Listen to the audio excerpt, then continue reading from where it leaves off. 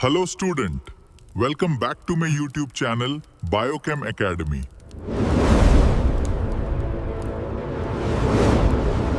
तो सबसे पहली चीज में बताया जाता है आपको, क्या बताया जा रहा है, क्लोराउस के नियम का हम लोग अनुप्रयोग कर रहे हैं यहाँ पर। और जिसमें अनुप्रयोग का तीसरा अनुप्रयोग है, जिसमें आपको बताया गया है दुर्बल विद्युत अपघट का आयनन स्थिरांक हमें ज्ञात करना है। ठीक है, तो दुर्बल विद्युत अपघट का आयनन स्थिरांक यहाँ दो नियमों का प्रयोग करके ज्ञात किया जा सकता है। कौन कौन? एक ओस्टवाल्ड तनुता का नियम, ठीक है, और दूसरा है क्लोराउस के अनुप्रयोग का नियम। तो यहाँ जब दोनों नियम का हम लोग अनुप्रयोग करेंगे तब जाकर के हमें पता होगा आयनन स्थिरांक हमें कैसे याद करना है। ठीक है, तो सबसे पहली चीज हम लोग समझेंगे ओस्टवाल्ड तनुता के नियम के बारे में, फिर उसके बाद हम लोग क्लोराउस के नियम जो कि समझ चुके हैं, दो फार्मूले आपको बताए गए हैं, उनका प्रयोग करते हुए हम लोग क्या करेंगे, विद्युत अपघट के मतलब दुर्बल विद्युत अपघट का आयनन स्थिरांक हम लोग क्या करेंगे, ज्ञात करेंगे। ठीक है, तो चलिए सबसे पहले हम लोग जानेंगे ओस्टवाल्ड तनुता के नियम के बारे में। यहाँ पर ये हम लोग समझेंगे इनके बारे में, ओस्टवाल्ड तनुता के नियम के बारे में जानेंगे। ठीक है, तो सबसे पहली चीज ये भी हमें जानना है कि ये कहाँ के थे, कौन से वैज्ञानिक थे, कहाँ के वैज्ञानिक थे। तो ओस्टवाल्ड जो वैज्ञानिक थे एक तरीके से, ठीक है, ये जर्मन वैज्ञानिक थे। कहाँ के थे? जर्मन के थे, ध्यान रखिएगा। ठीक, ये जर्मन के वैज्ञानिक थे और इनका नाम था विल्हेम ओस्टवाल्ड। क्या नाम था इनका?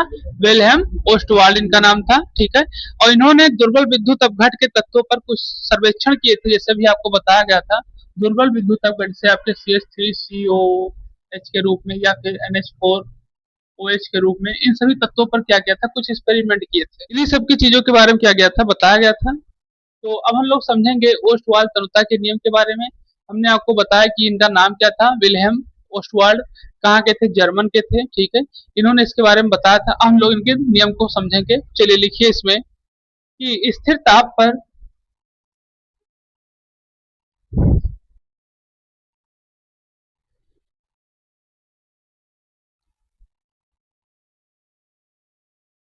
चलिए, तो यहाँ आपको बताया गया ओस्टवाल्ड तनुता के नियम के बारे में। क्या बताया कि स्थिर ताप पर, जब ताप आपका स्थिर रहेगा, ठीक है, किसी दुर्बल विद्युत अपघट के वियोजन की मात्रा, जब कोई दुर्बल विद्युत अपघट क्या होता है, वियोजित होता है, तो ध्यान रखिएगा दुर्बल विद्युत अपघट जब वियोजित होता है तो उसमें क्या अपवाद है, प्रबल और दुर्बल के विद्युत अपघट से क्या पता चलता है। कुछ तो हमने बताया था कि प्रबल क्या करते हैं, उन्हें प्रबल कहा क्यों जाता है, दुर्बल क्यों होते हैं, ये भी हमने आपको बताया था। हाँ, ये पूर्णतः आयनित नहीं होते।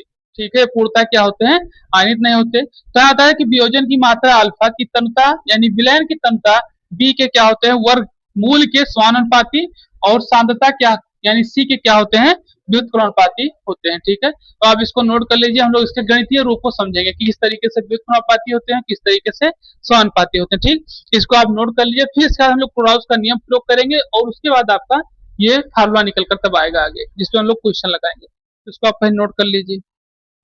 तो ये आपके जो भी हम लोग समझे थे ओस्टवाल्ड तनुता के नियम को, ठीक है, हम इसको गणितीय रूप में, गणितीय व्यंजक के रूप में समझेंगे। जिसमें दिया गया आपका दुर्बल विद्युत अपघट लिया गया है। तो जैसे आप देखिए इसको, ये जो दुर्बल विद्युत अपघट लिया गया है, ये जैसे आप जाने कि NaCl लिखा है, ये एक पे प्लस चार्ज एक पे माइनस चार्ज, उसी तरीके से भी लिया गया है, नहीं तो Al लिया था, ऐसे कि नहीं। ये आपका एक मोल लिया गया है। इसमें बताया है कि जो विलयन है वो क्या है, लीटर में बी है, जो लीटर के रूप में दिया गया है।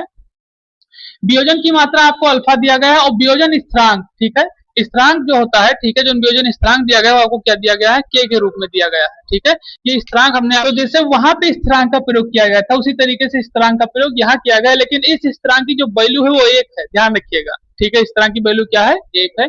अभी एक है, लेकिन समय के अनुसार अगर बदल जाए क्वेश्चन में, जैसे उसमें क्वेश्चन लगेगा तो स्थिरांक की वैल्यू बदल भी जाती है। ठीक, तो यहाँ जो आपको लिखाया गया था कि उसके व्युत्क्रमानुपाती वर्गमूल, इस तरीके जो भी आपको लिखा है उस ओस्टवाल्ड के समीकरण से, तो यहाँ उसी तरीके से इसको क्या किया गया है, व्यक्त किया गया है। ठीक, जो कि आपका वियोजन के क्या होता है, वर्ग के समानुपाती तथा वो विलायन के जो वियोजन के है वो क्या व्युत्क्रमानुपाती के रूप में दिया गया है, या और माइनस अल्फा के रूप में इसलिए दिया गया है क्योंकि ये दुर्बल है, तो इसमें आयनों की जो व्यवस्था है वो कम से कम विघटित होती है। ठीक, तो इसके कारण से ये आगे चलकर ये लगभग एक के क्या हो जाएगा, बराबर हो जाएगा। तो जब ये एक के बराबर हो जा रहा है तो K equal to alpha square upon B हो जाता है। ठीक, हमने इसको ट्रांसफर किया तो alpha square K into B हो गया, अल्फा की स्क्वायर को उतारा हमने, अंडर रूट के बी हो गया। और हमें पता है कि जो ये सी दिया गया है, सी इक्वल टू 1/b होता है, ठीक है। इसको अगर मोलर सांद्रता, स्मॉल सांद्रता के रूप में समझिए, ठीक। तो इक्वल टू 1/b होता है। सी की यहाँ जो आपको वैल्यू दी गई थी एक तरीके से, तो बी की वैल्यू जो थी इसके हिसाब से इसको लिख दिया गया, तो ये हो गया, क्या हो गया आपका, सी हो गया, ठीक है। तो K alpha equal to under root K upon सी हो गया, यही आपका क्या है, ओस्वाल्ड तंत्र का समीकरण, ठीक।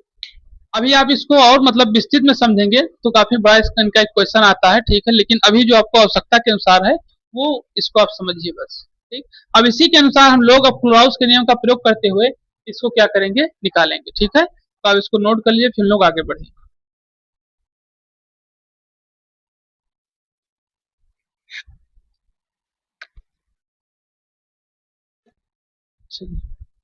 तो यहाँ आपको बताया जाता है, ये बताया है कि दुर्बल विद्युत अपघट विलयन में बहुत कम मात्रा में क्या होते हैं, आयनित होते हैं। जैसे आप समझिए, दिया गया है ए बी, ठीक है, और ये रिएक्ट कर रहा है एक तरीके से,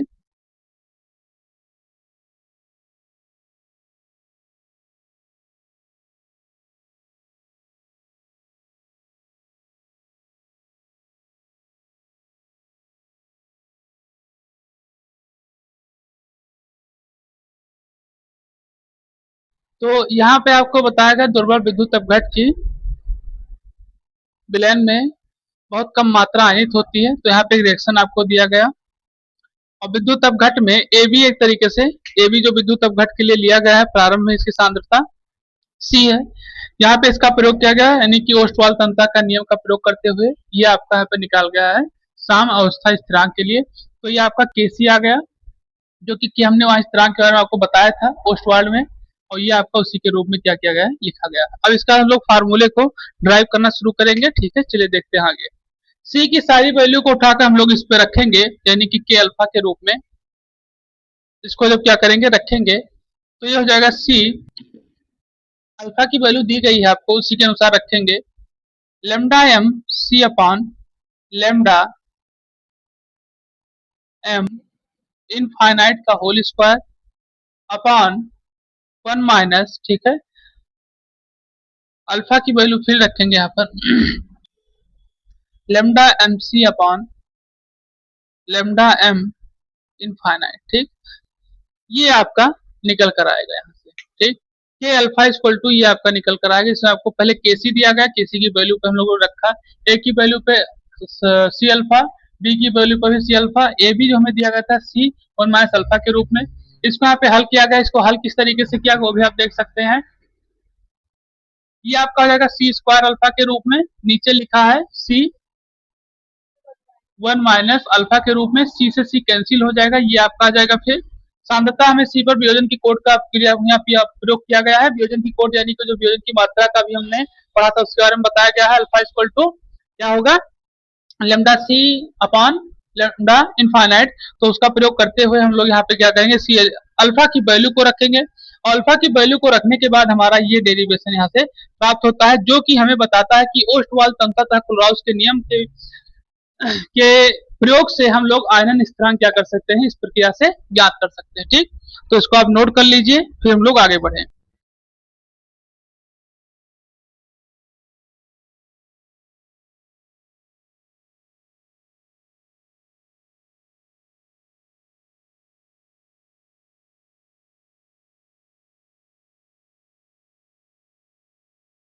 चैनल को लाइक करें, सब्सक्राइब करें, शेयर करें और कमेंट करें। The top important concept is coming up next. Subscribe now to the Biochem Academy. Don't miss it.